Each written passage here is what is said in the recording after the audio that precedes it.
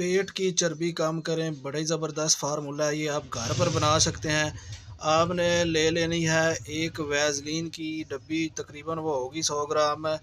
किसी अच्छे स्टोर से आपने वो ख़रीद लेनी है और 1 पाव आपने अदरक ले लेना है, उसको आपने कद्दूकस कर लेना है। अदरक का पानी हाथ से निचोड़ कर किसी बर्तन में निकाल लेना है, वो तकरीबन 1 कप निकलेगा। उसमें 1 चम्मच वैज़लीन डाल दें, उसको मिक्स करें।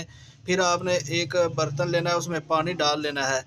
एक बर्तन और लेना है, उसमें जो आपने वो मिक्स किया है वैज़लीन और अदरक का पानी, उसको डालकर उस पानी में आपने रख लेना है। यानी वो लिक्विड सा जो है वो आपने किसी बर्तन में डालना है, फिर उसको पानी में रखना है। पानी में उसको आपने पकाना है, पानी के अंदर वो लिक्विड नहीं डालना। पानी के अंदर 3 से 4 मिनट पे आपने उसको पकाना है, फिर आपने उसको उतार लेना है, हल्का-सा नीम सा गरम रह जाए। जिस जगह को आपने चर्बी से ख़त्म करना है, उस जगह पर आपने लगाकर ऊपर छापर लपेट दें।